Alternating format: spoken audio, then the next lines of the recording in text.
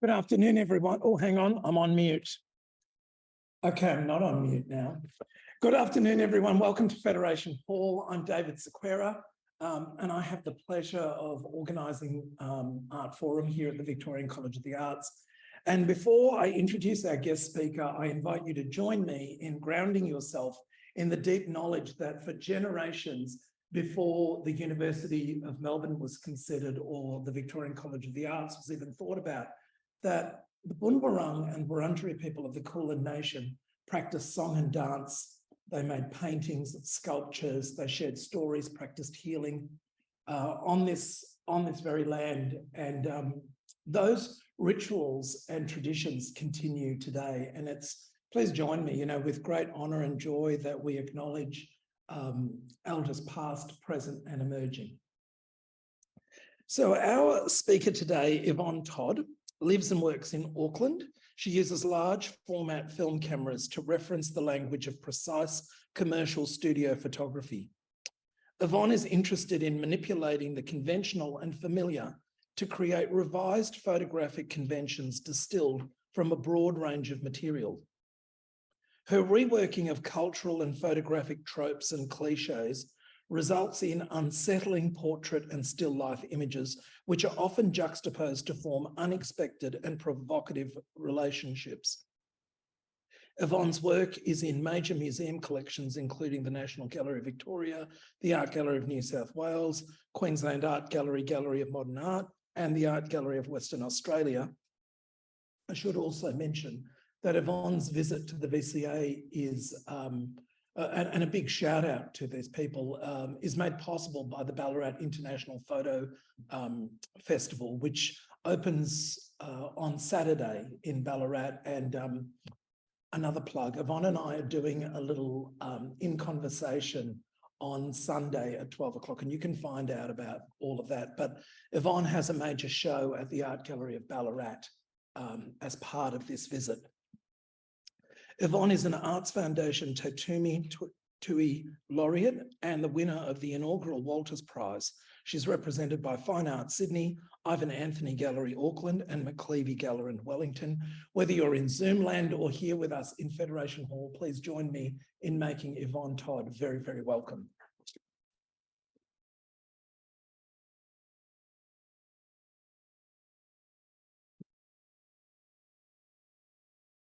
Kia ora koutou. Thank you, David, for the introduction. I feel I should be TED talking across the stage, so I might at some point try that just to see how it works. This image is one I shot 30 years ago when I started learning photography in 1993 as a 20-year-old. So it seemed apt to open the talk with something from that time. But I just wanted to maybe start with a sort of broad overview of my work. The world can be a bewildering place. I try to make sense of it by creating staged photographic portraits of characters who exist as ciphers, encrypted vessels that speak to my own specific observations, memories, and imaginings. My photographs are populated with coded physicalities that articulate my way of processing human interactions and the vagaries of life. They contain an awkwardness and wonder that I feel as a human navigating the world. The work I'm best known for was made in the earlier years of the century. So most of my images from this time feature iterations of psychological glamour or objects presented like product shots. In both, photographic clichés are subtly reworked to question ideas around what mass market photographs should actually look like. Everything's shot on large format transparency film. It's a precise approach to photography where preparation and expense are enmeshed in the process.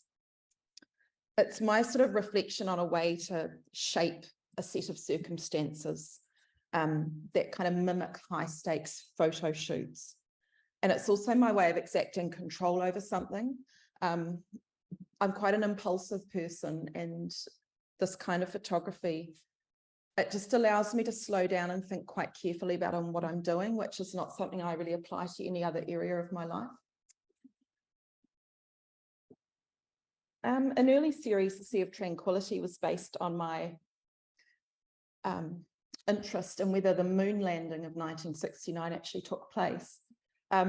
So I photographed a range of my young cousins in these monochromatic portraits, styled like they were Mormon pastors' daughters from 1969. But I was also really interested in the actor's headshot, you know, the photo you take to castings, to kind of basically be the definitive portrait of yourself. And then my headshots idea also the same year became a series of portraits of the women who sell cosmetics in upmarket department stores and pharmacies. So as a child, because I was starved of glamour, I fetishized the woman in the local chemist because they wore makeup and they had a very immaculate quality to them. And they were my first real sort of interactions with glamour. So I had this sort of long-standing fascination with the women who sell makeup, the way they're dressed in these kind of pseudo-scientific outfits, pseudo-medical outfits, or maybe in the case of the two on the bottom, sort of corporate wear. And another older series, Vagrants Reception Centre, I put children in high Victorian clothing that are they sort of reminiscent of child beauty pageant contestants with their bouffant hair and fake tans. I'm also really interested in the sort of menacing glamour. So I've made a range of portraits of figures, anonymous looming figures who are dressed quite, you know, quite elegantly. And I sort of took on this, this quite involved sort of interest in buying clothing from overseas auction houses to use in my work. So I was really interested in finding things from certain eras that were well made and very glamorous. And they were sort of put together in an exhibition I had several years ago at City Gallery, where the clothes were displayed with the figure, the photographs. Another favourite from this series. And this is Lerma, a vampiric showgirl. So just some backstory. I grew up in Takapuna, which is a beach suburb of Auckland. It's on the North Shore, so it's quite a sort of middle of the road suburb when I grew up. My parents worked long hours. My mother was a high-powered corporate executive, and my brother and I were supervised after school by an elderly nanny who read Mills and Boon novels and played solitary card games. And we were largely left to ourselves. So I spent a lot of time alone as a child. There was never any food in the house, so I was constantly starving. I remember gnawing on frozen fish fingers from the freezer in desperation. And this kind of hunger, I sort of developed this kind of, when I'd visit my grandparents, I'd binge on sweets and biscuits whenever I visited them. And I feel my work sort of adheres to this kind of starvation binge cycle, and that there's a lot of inactivity and frustration followed by bursts of frenzied activity motivated by urgency. And that's how I work. And I always have worked that way. But as a child, I'd spend hours arranging my motley collection of dolls and ornaments into these sort of strange little tableaux. And there were real escapist elements to this practice. It provided me with a sense of respite from the world. I found interactions with other children fraught with odd and confusing power dynamics. I was never sure how to act around people, what was the expected behaviour. So my stage setups reflected a need to retreat into a fantasy world and process my experiences by creating my own visual narratives, and this remains central to my way of creating images. So I existed in a sort of constructed world and acted like an upper-class English child from the Edwardian era.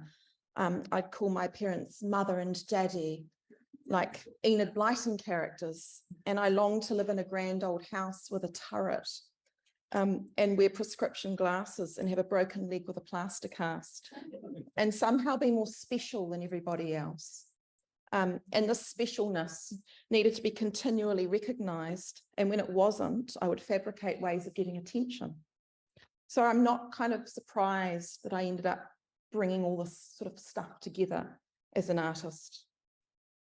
But my first camera was a very basic point and shoot, and I was motivated by the disappointment of never really being able to take photos that looked like the ones in magazines.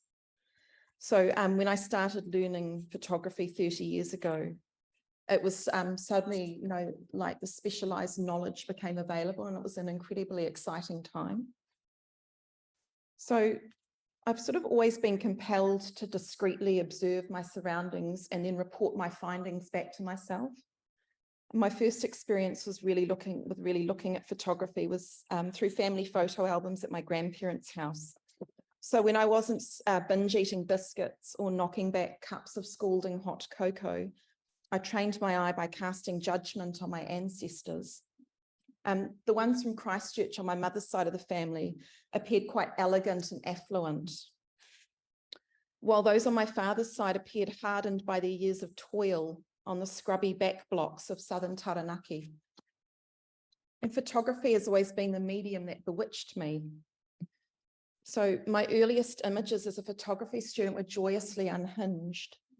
My cousins were my muses and models, and the photo shoots were basically collaborative free-for-alls.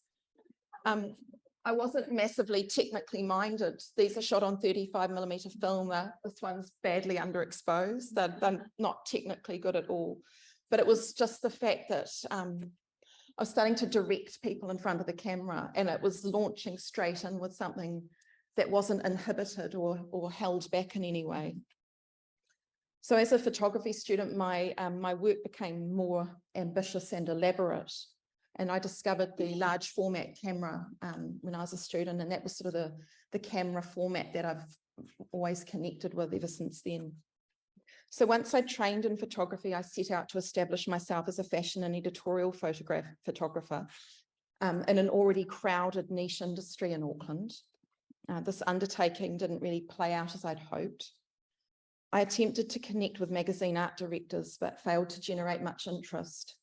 After a while of floating around the periphery, I started a wedding photography business with a fellow photography student and friend, Jeffrey Heath. So while shooting weddings, my personal photography started to take shape as well. And I was developing my visual language and started exhibiting at artist-run spaces in Auckland. So the weddings were sort of seeping into my early image making. This series, Asthma and Eczema, ran with all the tropes. Sunsets, who doesn't love a sunset? As a byproduct of realizing other people's hopes and dreams as a wedding photographer, I was making perversely odd self-portraits, such as this image, Mayonnaise Stigmata. So my gentle childhood preoccupations with dolls and antiques and writing poetry eroded as I entered my teenage years. My life became increasingly turbulent and played out like a low-budget Martin Scorsese movie in the suburbs of Auckland. It's something I'm still recovering from. So this image is a recent image. It's from last year. And this has some backstory that connects with my teenage life. So I was at my local Countdown supermarket on a Saturday morning. It was quite early, about 9 a.m. We had no food in the house, and I had a full trolley. I was waiting at the checkout counter. There was a couple of people in front of me, and the person being served, I noticed, was this very tall, hunched figure, skeletal figure, almost sort of wraith-like. He had long, straggly grey hair, and he was wearing clothes from another time, like the late 1980s. And there was nothing in his trolley except a dozen beers and a small bottle of milk. And as he handed over his bank card to pay, his sleeve rode up, and I noticed the tattoos on his wrist, and I recognized them. And I realized this was my first ever boyfriend, someone I hadn't seen for 33 years. Time had compressed, and there he was, a decrepit husk, advanced in the alcoholism that was already defining him when he was a 20-year-old. We had what would be called now a toxic relationship. There was an unequal balance of power, and for me it was a very harrowing episode in my life. but he made a lasting impression, and I could never fully disengage or disassociate from the memory of him as much as I wanted to. So the sighting at the supermarket, my first instinct was to stalk him. Did he have a car? Where was he going? But we had no food in the house, and I also had to get the shopping, so I didn't follow him. But in the weeks that followed the sighting, I was haunted by the past, by suppressed memories and minutiae. I could still remember his phone number, date of birth, his middle name, his street address. Oh, sorry. It was disconcerting having these thoughts swirling around because there'd never been any closure, and the sighting had triggered a range of emotions and a sense of upheaval. And I needed to humiliate him in some way.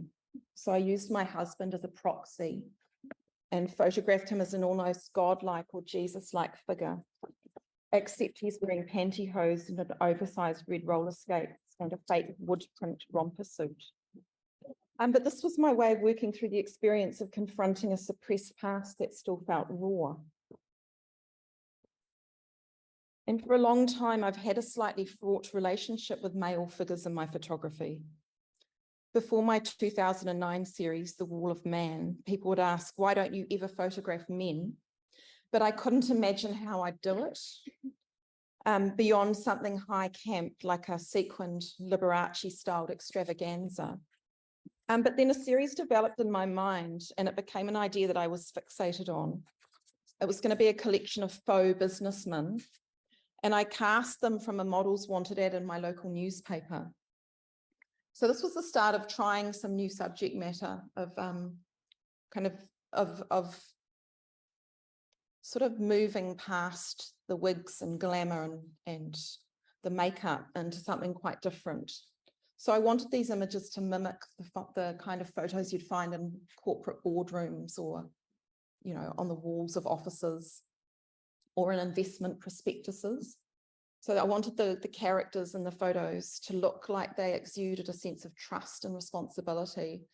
But it was also questioning, is anyone ever truly infallible? And this coincided with the global financial crisis of 2008 that had happened, and the series was in development then. So it seemed a sort of appropriate time for it to emerge. And another series where I kind of went rogue on my own practice was a series of portrait vegans.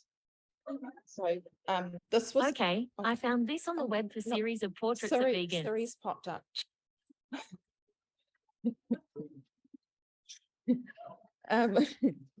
So yeah, I just felt compelled to document ethical minorities. And I guess for me, the question was, were vegans indeed dreary, humorless crusaders in hemp, like the stereotype? So again, I advertised anonymously. And I photographed 17 vegans, including myself, because I've been vegan since like 1992, but I didn't know any others. And I wanted to know what are they like, my people. So it was really interesting. It was sort of my kind of only foray into sort of a documentary approach. So I thought maybe the work I'm showing in the Art Gallery of Laureate, the show's called the Stephanie Collection. And the selection of images in the show have all been made since 2016. So that, to me, that's quite recent.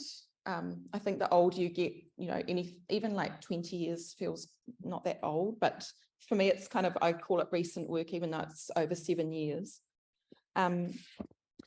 So the works, and some of these are in the show and some aren't, but this is more just focusing on works from the last 7 or so years now. So I just thought I'd talk to these after sort of giving you an overview.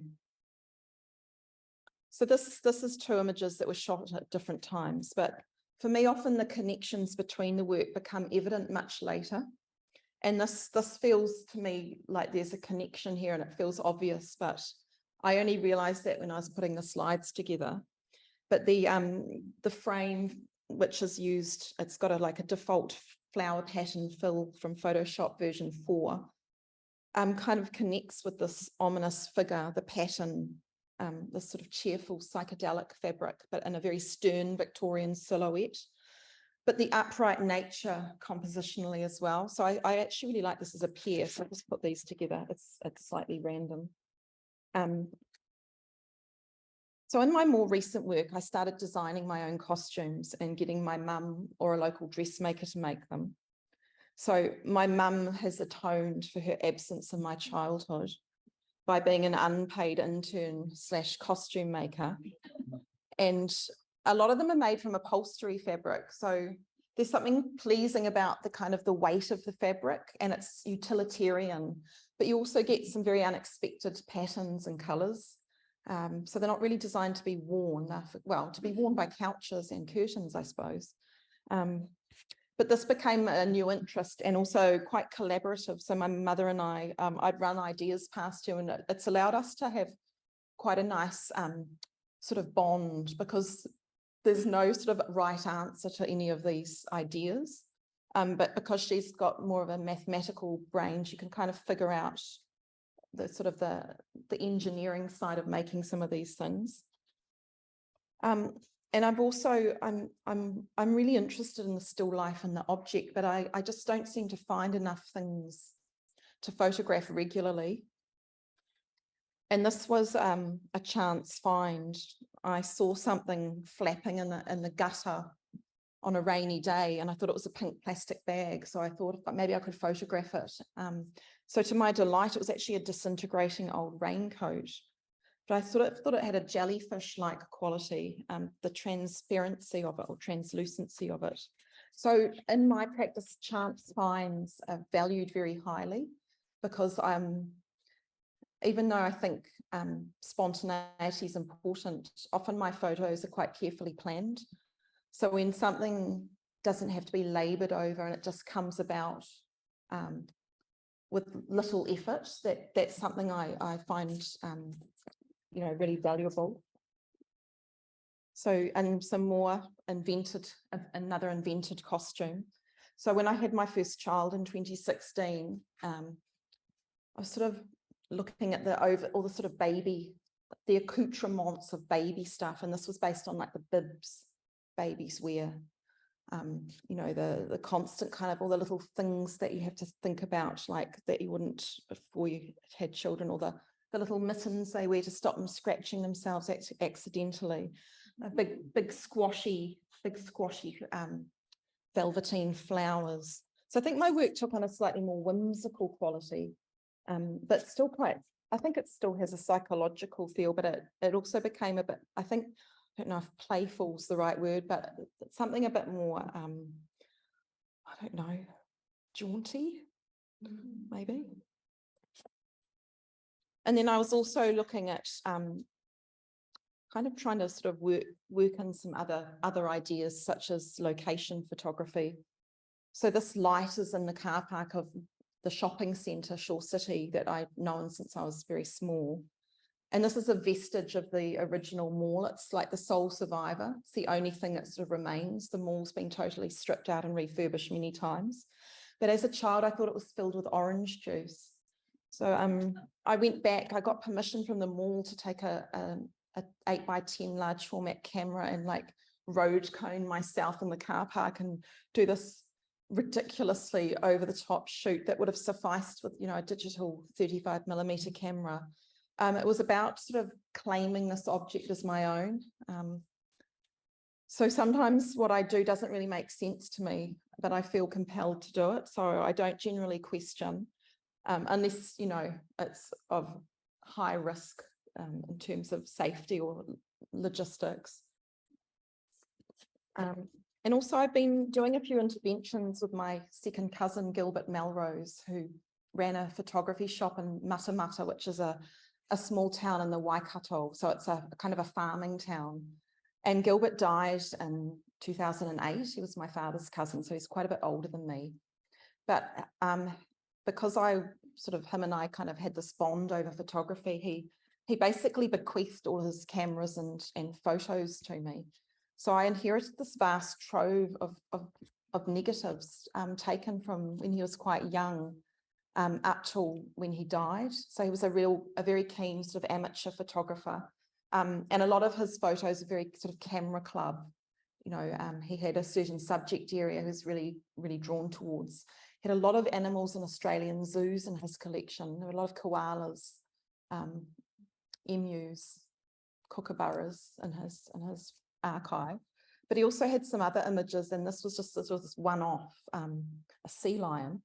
So I sort of did a digital intervention by adding these drops of water to it. So I sort of considered a collaboration between Gilbert and I.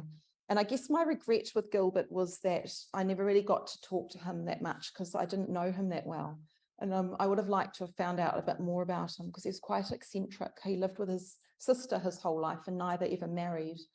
And they were like children in a lot of ways. And he had a sense of wonder for the world I could see when looking through his photos. So another Gilbert image is this combine harvester, which was in an exhibition with this image of mine, Egg South. I sort of consider the character to be like a femme Nosferatu creeping along with her macrame egg holders.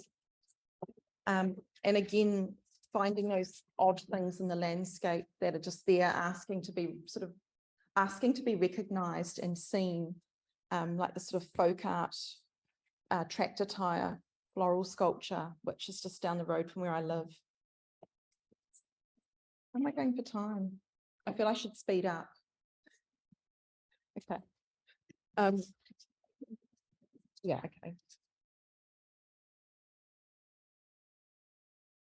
So occasionally I do self-portraits. I'm quite fascinated by the jowls that I'm developing. So this is my penguin dress I had as a 10-year-old. It's quite stretchy, so it's still fitted.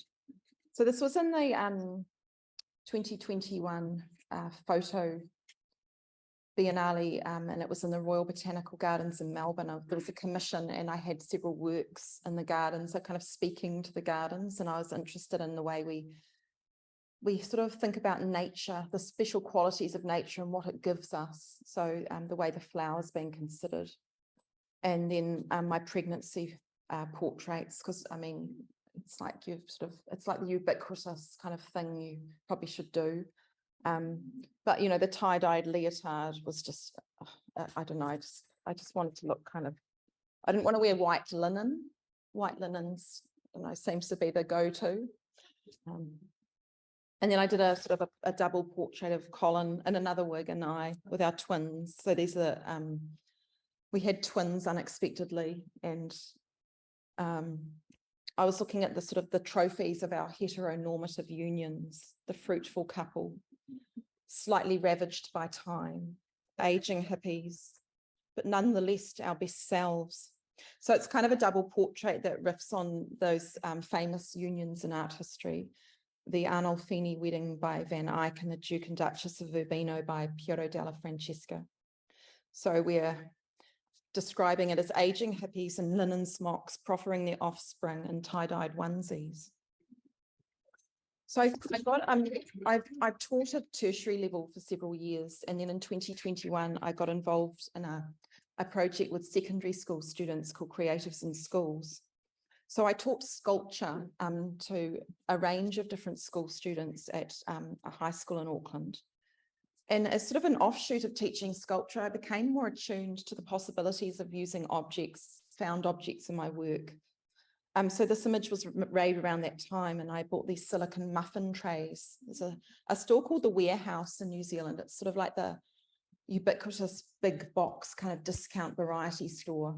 But I started looking at objects in a different light, that they could become, you know, there's potential for them to be worked into my photos. And then last year I was invited to do a fashion shoot. So I was sort of finally realizing this early dream of shooting fashion, but with my own take on things. The shoot was called Personal Mythology, and it was for Viva magazine. So I was able to give each image a title in the magazine. So this is Mohair Unicorn. And the styling was, the fashion editor had a lot of really interesting outfits, but I sort of introduced things too. So the little presents from our Christmas tree box, and the sort of the peeling old vinyl go-go boots I found in sort of the cupboard, my prop cupboard. But it was a really enjoyable shoot. So the model's holding one of my teenage diaries here. Just how these, and you can see that she's also wearing the romper suit that my husband was wearing. So being able to kind of not recycle, but just frame some of my costumes in a different way. So I really enjoyed this because it was a bit of glamour, escapism. You know, I've got 3 young children, and there's a lot of sort of domestic drudge work to my existence, and I still have that need for kind of to create sort of visual eye candy.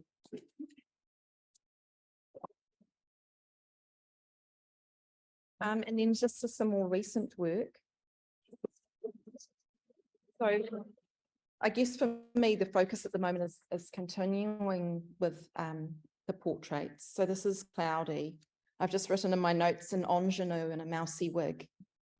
Again, looking for the random and unexpected in the sort of everyday landscape. This is an object I saw when I was walking my son to school. And I've just written a little bit about my characters. I describe them as micro identities. Elegant or slightly ravaged and rumpled, saints, cultic, stoic, icy, unimpressed. Saints. This image here, she's got a plastic marsupial pouch with uterus flowers. That's what my notes say.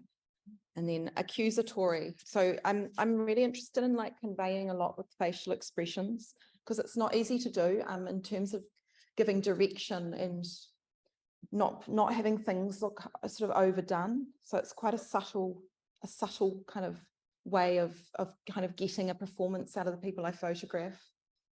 But I do like her hostile expression and an otherwise quite whimsical scene. And then I was thinking about flowers. I mean, they're the ground zero of photographic subject matter. So this is a recent one called Flower Crown.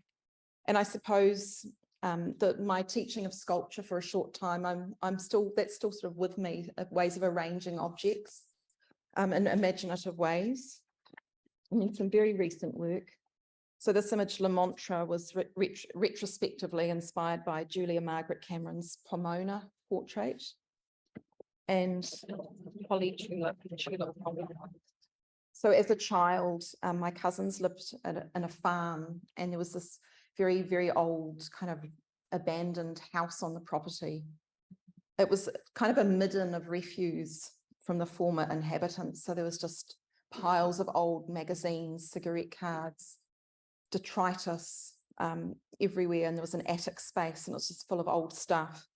And this, of course, was very, like, my fertile imagination was a great sort of resource for my imagination. So I had characters I invented who lived there. There was Veta Mutta, who was a wizened hag. And then there was these 2 characters who were kind of good and pure, who were forces for good. They were mirror image kind of characters. So I sort of reprised this childhood story. I'm nearly done. Just quickly go through the last ones. So kind of ideas around domesticity as well, the flowers out by my letterbox. These are the kind of images that are, for me, easy to make. There's no large format camera involved. So just being mobile with a camera for me is something of a novelty. And I paid a homage to the child photographer Anne Geddes earlier this year. I actually developed an unexpected appreciation for her, because I read an interview with her that she did a lot of her work on a large format Cena camera. I was thinking how technically demanding that would be to produce those images in a large volume, dealing with children and babies. And then I'm in my most recent show, I had a letterpress print of some of my children's feeding instructions that I found in the back of a book. Because I felt bringing in some of the domestic it just felt relevant at the time. And then these are my kids' kind of shitty plastic buckets that gathered stagnant water over the drizzly Auckland summer and festered, sort of intentionally disgusting. I don't like summer. I seethe with resentment for the whole summer. I don't like the humidity. So these were my an Irving Penn inspired portrait. Oh, sorry, not a portrait, still life. And I was kind of horrified that the film who does all my the lab who does all my scanning retouched all the hairs and bit of dirt out of and I thought they must think I'm really lazy, like leaving all that in my photo. So I had to ask them to like rescan it and like leave all that stuff in, because it was quite important to me that there were bits of hair and dirt in the foreground to add some atmosphere. And then what I've been doing most recently is landscape photography, which it's not something I've really committed to in a profound way, very much at all. But Auckland is, it's basically a volcanic field of 53 volcanoes. Most are extinct, some are dormant. But there's this area in Takapuna, and it's a lava preserved fossil forest. So it's this sort of really interesting kind of historic site. And I grew up in the area, and I just started photographing it with the intention of just maybe making some small scale images. But this is one I shot that I was happy with, and I think it had a kind of very mysterious quality. So that's where I'm looking at shooting at the moment. And because I'm sort of compelled to do it, I'll just see what happens.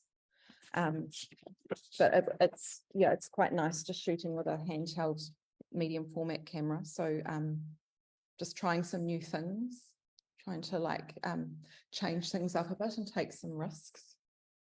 That's what I've got. So David, did you want to come in? Come in. Yes, I wanted to come over and thank you for taking us through such an incredible range of images. Yeah, right. I went on a bit long. Yeah, thanks so much, Yvonne. We've got a few minutes for questions. I know I can sense it. There are questions, aren't there? If you've got a question for Yvonne, please. Yeah, please. Hi.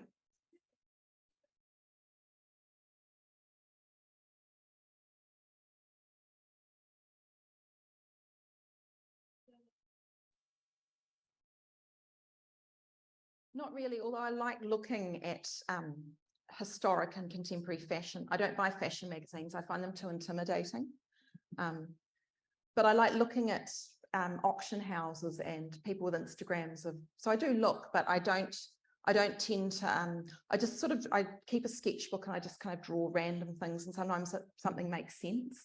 So the process it's quite spontaneous. I mean, I love fashion, and I'm fascinated by it.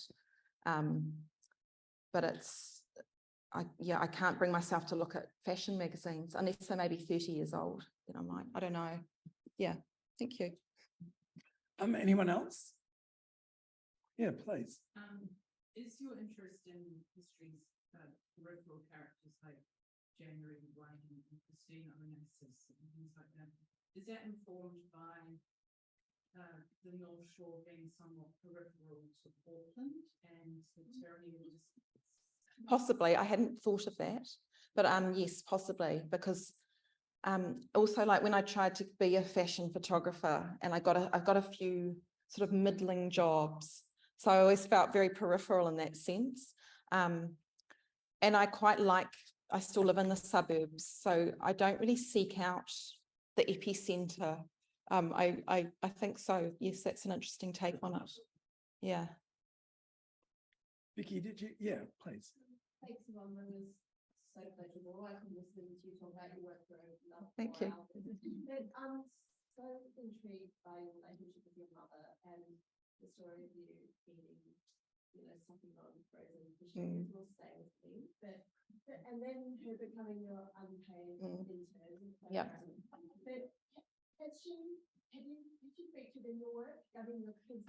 I did some nudes of her when I was a student. We had a nude assignment. I don't know if, I mean, this is like in the 90s. This is in the 90s.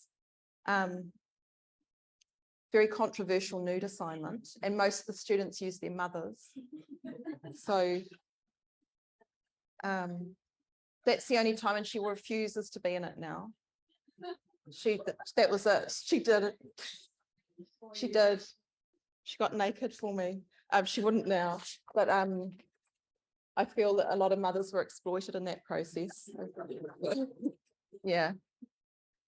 But we're very close. We have I don't know, we're brutally honest with each other. So it's nice to have that, you know, and she calls herself the old nuisance because if something needs to be done, she'll do it. You know, she's not afraid to kind of, I don't know, put herself there, whereas I'm all sort of, you know, I don't like confrontations, whereas she'll help me in that way too. Yeah, she's like a minder, sort of, I don't know. Yeah. One more question.